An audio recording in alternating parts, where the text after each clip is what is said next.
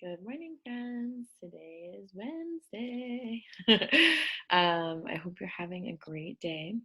Um, let's get started with some deep breaths. Ready? Breathe in.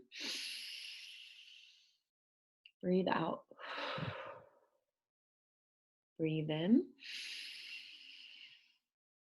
Breathe out. Breathe in. Breathe out. Breathe in. Breathe out.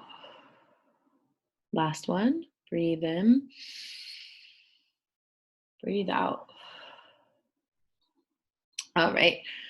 So I'm going to pick a song for us to sing. It says the raindrops. Okay. Put it on the other side. Are you ready, friends? This is appropriate because it rained this week. It's supposed to rain maybe again next week, which is so good for the earth. So, all right. If all the raindrops were lemon drops and gumdrops, oh, what a rain that would be. I'd stand outside with my mouth open wide. If all the raindrops were lemon drops and gumdrops, oh, what a rain that would be. If all the snowflakes were candy bars and milkshakes, so what a snow that would be. I'd stand outside with my mouth open wide. If all the snowflakes were candy bars and milkshakes, oh, what a snow that would be. All right, so friends, the other thing I wanted to tell you is that the fly is still in my apartment. I think we're on day 5 of having a fly in my apartment. It was just buzzing around. So if you see a fly, that's why. Still here. All right, so yesterday, remember, friends, we read Rosie Revere, Engineer. So today, we're going to read Iggy Peck, Architect. And this is by the same author as Rosie Revere, Engineer. Does any of you know what an architect does? Quentin should know. Architects are the people who plan buildings. They're the ones who make the blueprints and design what buildings look like. So this is a story about Iggy Peck, architect. Let's see. Young Iggy Peck is an architect and has been since he was 2, when he built a great tower in only an hour with nothing but diapers and glue. Can you imagine a building made out of diapers? Good gracious, Ignatius, his mother exclaimed. That's the coolest thing I've ever seen. But her smile faded fast as the light wind blew past, and she realized those diapers weren't clean. Ew. Ignatius, my son, what on earth have you done? That's disgusting and nasty. It stinks. But Iggy was gone. He was out on the lawn, using dirt clods to build a great sphinx. When Iggy was 3, his parents could see his unusual passion would stay. He built churches and chapels from peaches and apples, and temples from modeling clay.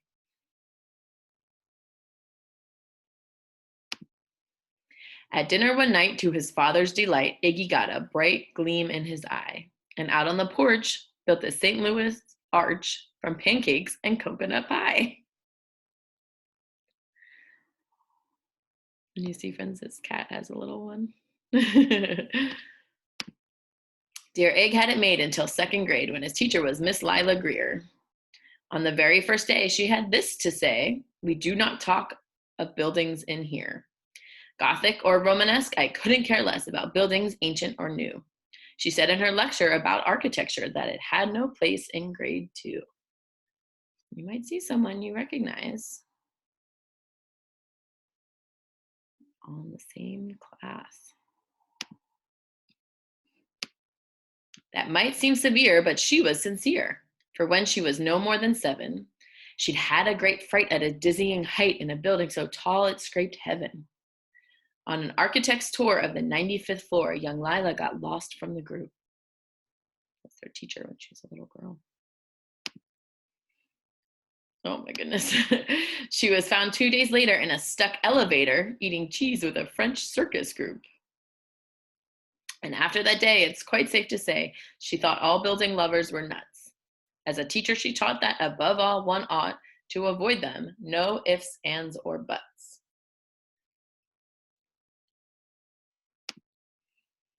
As you might guess, it would cause Iggy stress to hear such terrible talk. But he didn't hear. He sat in the rear while building a castle of chalk. You, Iggy Peck, your desk is a wreck. Tear down that castle right now. You will not build in here. Is that perfectly clear? Do you need to see Principal Howe?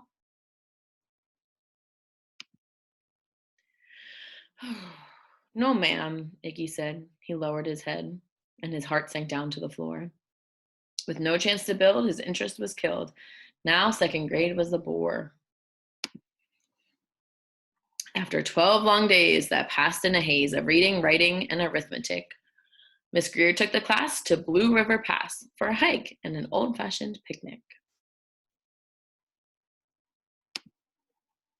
They crossed an old trestle to a small island nestled in the heart of a burbling stream.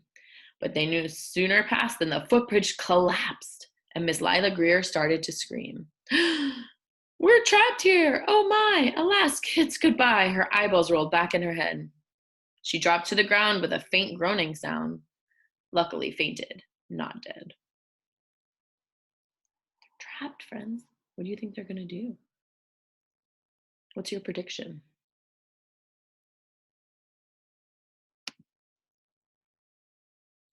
The class was amazed. They stood there quite dazed, uncertain of what they should do. But one bright young man was off hatching a plan, which started with Miss Lila's shoe. Soon each lad and lass there at Blue River Pass was working together as one. And when she came to, Miss Lila Greer knew that something quite brave had been done. What did they do, friends? Yeah, they built a new bridge. Where's Miss Greer's shoe? Up, right up here. She looked in the air and saw hanging there a structure with cables and braces. And on the far side, beaming with pride, were 17 smiling young faces. Boots, tree roots and strings, fruit roll-ups and things, some of which one should not mention, were stretched ridge to ridge in a glorious bridge, dangling from shoestring suspension. All of these cables, looks like a lot of them are made out of shoestrings. And some of them maybe with fruit roll-ups. It all became clear to Miss Lila Greer as she crossed that bridge over the stream. There are worse things to do when you're in grade 2 than spend your time building a dream. I think you guys know that bridge. Now, every week at Blue River Creek Elementary in second grade, all the school kids can hear, along with Miss Greer, how the world's greatest buildings were made. The weekly guest speaker in t-shirt and sneakers talks of buildings from Rome to Quebec. Of course, he's the guy who builds towers from pie, that brilliant young man, Iggy Peck. The end. All right. So my friends, remember yesterday we read Rosie Riviere? Tomorrow we're going to read Ada Twist, Scientist, which I think we read at school, but can't wait to read it with you guys again. Ooh, all right. So fun to read with you today. I'll see you again next time. I love you. I miss you. Bye.